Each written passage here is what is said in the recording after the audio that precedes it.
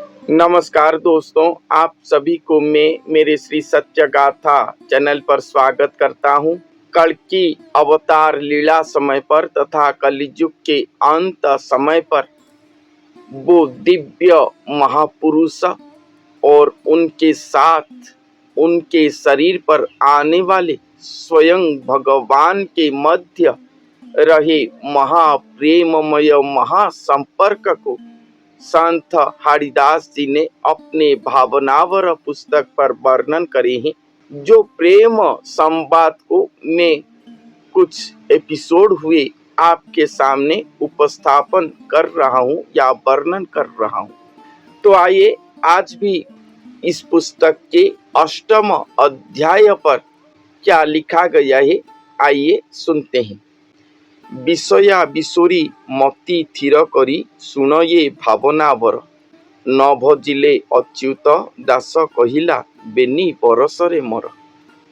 यहाँ पर लिखा गया है कि हे साधु सुज्ञजन, अपने विषया विशोरी मति को थय करके ये भावनावर को सुनो, क्योंकि ये प्रेममय रस है जिसको श्रवण करने से आपका आत्मा भगवान को प्राप्त कर सकता है। भगवान के प्रति आपका प्रेम भाव सृष्टि हो सकता है। ये भावनावर को सुनने के बाद अगर आप भगवान को नहीं भजन करते, नवजिले, अगर आप वो दिव्य महापुरुष और भगवान को भजन नहीं करते, तो अच्युत दास कह रहे हैं कि 2 बरस के अंदर तुम सब मर जाओ, ऐसे यहाँ पर लिखा गया है। तो मैं जितना जानता हूँ, भावनावर वो दिव्य महापुरुष और स्वयं श्री भगवान के मध्य रहे महाप्रेम संपर्क है। और एक दिन ये प्रतिपादित प्रमाणित होगा इस समाज पर, जो महापुरुष के शरीर पर स्वयं भगवान आकर रहे हैं, वो महापुरुष के शरीर से प्रकट होंगे स्वयं भगवान, जिनके दिव्य स्वरूप को सभी मनुष्यगण अपने चर्म नयन पर देखेंगे। ये कलिकाल क्षय जाएगा, पूर्ण सत्य युग धरती पर तत्क्षणात प्रतिष्ठित हो जाएगा। वो दिव्य महापुरुष धरती पर प्रकट होने के बाद, उनके दिव्य स्वरूप को देखने के बाद, ये जगत जन सब उनको पहचानने के बाद सब उन्हीं को ही भजन करेंगे। उनके अलावा और किसी को भी भजन नहीं करेंगे। और जो भजन नहीं करेगा, जो वो महापुरुष प्रकट होने के बाद उनको भजन नहीं करेगा, तो वो व्यक्ति भगवान के प्रकट होने के 2 वर्ष के अंदर मर जाएगा।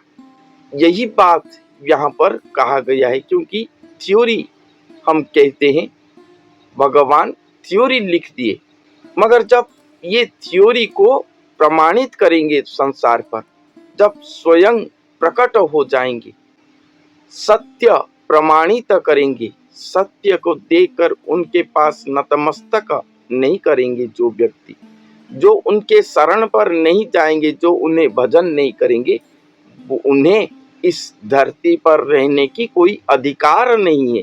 क्योंकि ये धरती, ये ब्रह्मांड, सब कुछ उन्हीं का है। वो ही एकमात्र इसका मालिक है। मालिक को नहीं मानोगे तो तुम क्या धरती पर रहोगे। इसलिए भगवान के प्रकट होने के बाद 2 वर्ष के अंदर जो उन्हें ग्रहण नहीं करेंगे, उन्हें भजन नहीं करेंगे, वो सब मर जाएंगे। जो संहार लीला होने वाला है, भविष्यवाणिका पर लिखा गया है कि बहुत सारे लोग मर जाएंगे, वो वही समय है। बस 2 वर्ष के अंदर अत्यधिक मात्रा पर जनक्षय होगा धरती पर। उसी के विषय पर ये एक सूचना है। सरघरू मुझाहा सुनिथिली तुम्भो आगरे कहिली। ये सरघर की बात है, श्री भगवान के कोठ घर की बात है। ये गुप्त बातें हैं जो वो सुने थे, वो यहाँ पर कह रहे हैं। तुम्भे मस्ता मस्ते काहीं पाओ मते। स्वयं भगवान कहते हैं कि तुम सभी जन मस्ता मस्त होकर रहे हो। मस्ता मस्त, कोई धन के लोभ में मस्त होकर रहा है, धनाढ्य होकर मस्त होकर रहा है, कोई योग साधना पर मस्त होकर रहा है, कोई भक्ति पथ में भी मस्त होकर रहा है, कोई ज्ञान पाकर मस्त होकर रहा है। सभी के पास मुकार है। इसका मतलब है सभी के पास मुकार है, अहंकार है। अपने अहंकार, अपने गर्वपण, अपने मुकार, ये सभी को त्याग करके, ठुकरा के, अपने आप को एक हीनमन्य करके, कोई मुझे नहीं ढूंढ रहा, मुझे नहीं पुकार रहा, इसलिए तुम कोई भी मुझे नहीं पाओगे। तुम्भे मस्ता मस्ते काहीं पाओ मोते, दुबो हते रुहाइले। तुम सब मस्ता मस्त होकर रहे हो, इसलिए तुम कोई भी मेरे पास पहुंच नहीं पाओगे, मुझे नहीं पाओगे। इसलिए मैं अपने आप को एक दूब घास के पास रखा हूँ। दूब घास, एक छोटा सा घास जिसको गौ माता आहार के रूप में ग्रहण करते हैं हम मनुष्य पशु गण, उसी के ऊपर चलकर चले जाते हैं। वही दुबघास ही श्री जगन्नाथ महाप्रभु अपने मस्तक पर धारण करते हैं। वो सबसे छोटा घास है और वही दुबघास को ही भगवान अपने आप को देंगे, उन्हीं के पास ही रहेंगे। अर्थात जो दिव्य महापुरुष आएंगे, बहुत बड़ा बात है ये, जो दिव्य महापुरुष आएंगे जिनको स्वयं भगवान प्राप्त होंगे, वो अपने आप को एक दीनहीन दुबघास मानते होंगे। जितना वो अपने आप को छोटा मानेंगे, भगवान उन्हें उतना बड़ा करेंगे। भगवान अपने पूर्ण शक्ति, सामर्थ्य, कला, नैपुण्य, अनंत कोटि कला सब कुछ उन्हें दे देंगे। ये सचराचर पृथ्वी ब्रह्मांड का मालिक उन्हें कर देंगे, फिर भी वो उन्हें ग्रहण न करके अपने आप को उससे भी नगण्य एक छोटा जीव करेंगे, दूब करेंगे, दुबघास करेंगे। भक्ति प्रेम पर वो इतना नगण्य करते होंगे अपने आप को, जिसको देखकर स्वयं सृष्टिकर्ता भगवान वो आश्चर्यचकित होकर रह जाएंगे और विवश होकर उनके महाप्रेम रस को पान करने के लिए स्वयं भगवान धरती पर आएंगे, जिनका रूप रेख कुछ भी नहीं है, जो महाशून्य देही है, जिनके लोम लोम में कोटि कोटि ब्रह्मांड है, वो अपने सृष्टि चक्र के अंदर खुद ही एक छोटा सा शरीर धारण करेंगे, अरूप स्वरूप सृष्टि करेंगे। वो छोटा सा अरूप सृष्टि करके वो महापुरुष के शरीर पर रहेंगे। इसीलिए तो महाप्रेम महाअध्याय सृष्टि होगा, जो चारों युग हुआ नहीं हुआ था।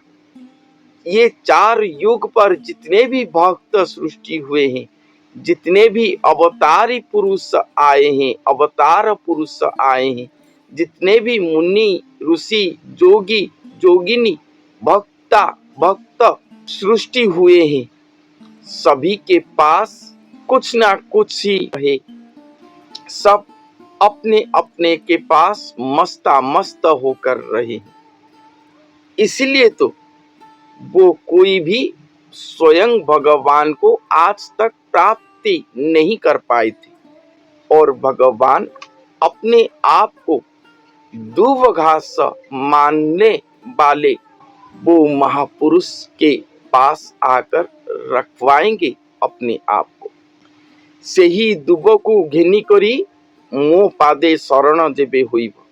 वो दूब घास, वो दिव्य महापुरुष, उन्हीं को अपने मन पर धारण करके उनके चरण पर शरण जाके अगर कोई भक्त, जोगी, मुनि, ऋषि, साधारण मनुष्य जो कोई भी हो मेरे शरण में आएगा तब भी जाके भगवान उसे ग्रहण करेंगे, नहीं तो नहीं ग्रहण करेंगे। ये बात मैं पिछले एपिसोड पर कहा था कि वो दिव्य महापुरुष अच्युत देवता जहां पर होंगे वहीं पर ही भगवान होंगे। वो जहां पर नहीं होंगे वहां पर भगवान नहीं होंगे। इसलिए जो व्यक्ति वो दिव्य महापुरुष के शरण पर जाएगा उसे ही भगवान ग्रहण करेंगे, अपने शरण पर रखेंगे, नहीं तो उसे आड़ नयन पर भी नहीं देखेंगे। चाहे वो जितना बड़ा पुण्यशाली व्यक्ति हो, जितना बड़ा मुनि, ऋषि, भक्त हो। अच्युत दास कहिला एथिपाई समाधि शोभा पाइब। अच्युत दास कह रहे हैं कि इसीलिए समाधि शोभा पाएगा। समाधि का मतलब वो नर के शरीर पर स्वयं भगवान आकर समाधि लिए। समाधि योग, एक मनुष्य समाधिस्थ होता है। समाधिस्थ होना ये योग का एक साधारण स्तर है। स्थित प्रज्ञ होना, जो लोग सब स्थित प्रज्ञ होते हैं वो समाधिस्थ होते हैं, समाधि नहीं होते।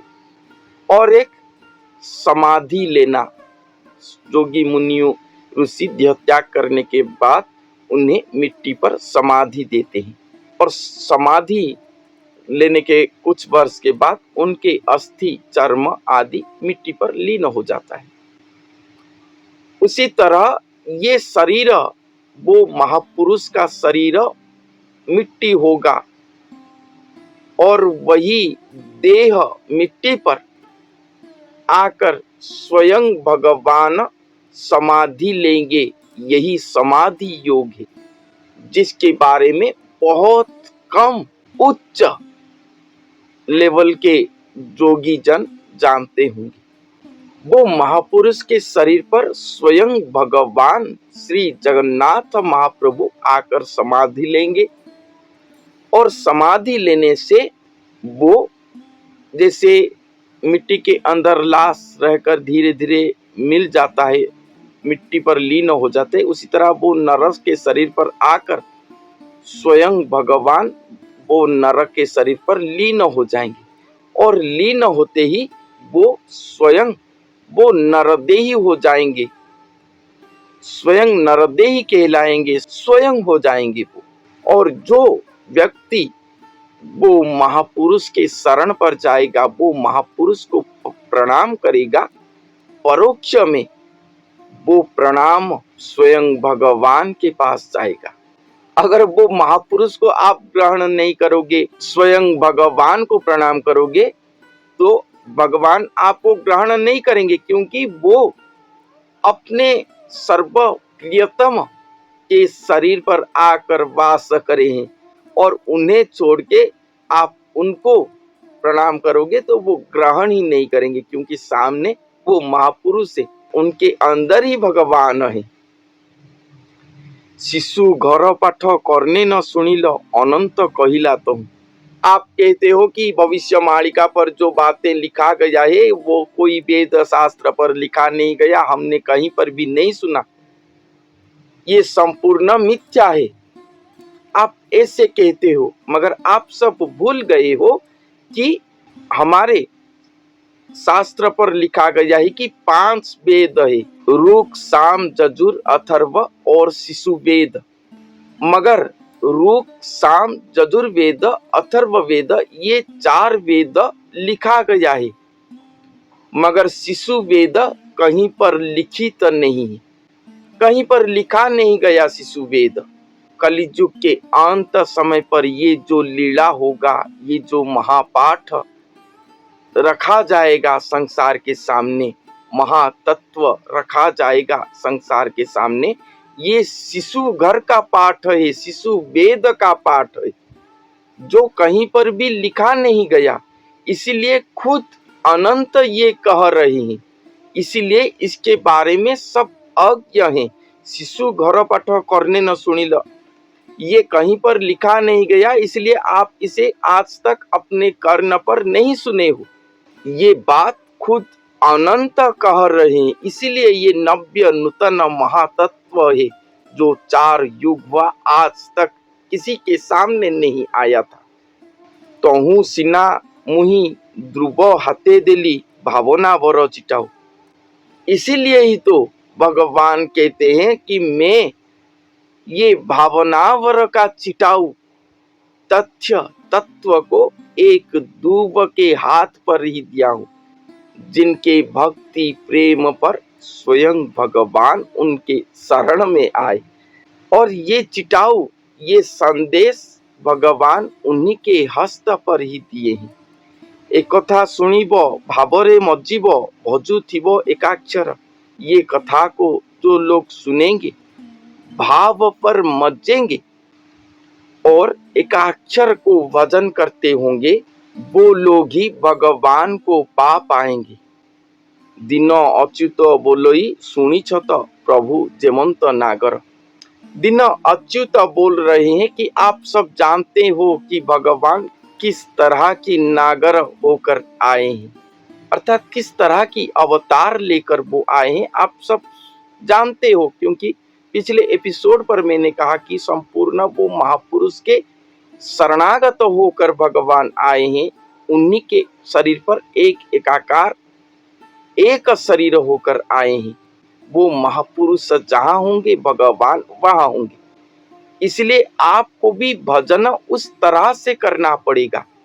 वो महापुरुष को पहले भजन करोगे, उसके बाद भगवान को भजन करोगे, तभी भगवान ग्रहण करेंगे, नहीं तो नहीं ग्रहण करेंगे।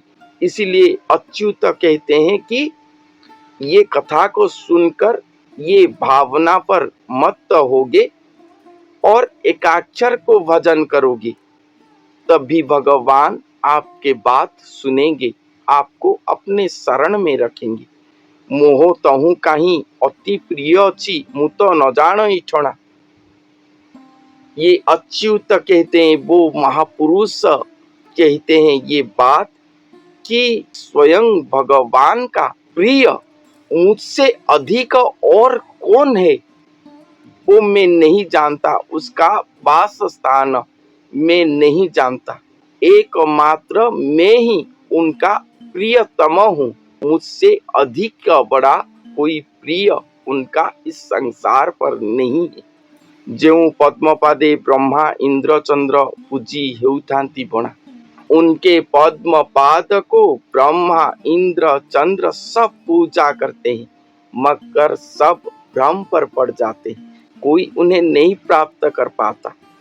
से पाद पद्म को जे आश्रय करोई से निश्चय लभई गति, हीन हरि की साक्षी करी बसाई आपे लिखिले अच्युत। वही पाद पद्म को आश्रय करके सब गति प्राप्त कर पाओगे। और ये हीन हरि को साक्षी करके स्वयं अच्युति ये बात लिख रहे। पहले कहे कि वही पाद पद्म को ब्रह्मा इंद्र चंद्र पूजा करते हैं, नित्य पूजा करते हैं, मगर सब भ्रम पर पड़ जाते हैं, कोई उनको प्राप्त नहीं कर पाता। और उसके बाद कहते हैं कि वही पाद पद्म को आश्रा करके तुम सब गति पा जाओगे, भगवान को पा पाओगे, मुक्ति मोक्ष पा जाओगे। ये इसलिए कहे हैं कि सब ऐसे जाओगे, वो महापुरुष को माध्यम करके महापुरुष के शरण जाके सब स्वयं भगवान के पाद पद्म को भजन करोगे, तभी गति पाओगे, मुक्ति मोक्ष पाओगे। और ये बात हीन हरि को साक्षी करके स्वयं अच्युति लिख रहे। भावनावर पुस्तक के 8वें अध्याय पर ये बात लिखा गया है। तो इसके बाद क्या लिखा गया है नेक्स्ट एपिसोड पर सुनते हैं। तो आज के लिए इतना ही। धन्यवाद।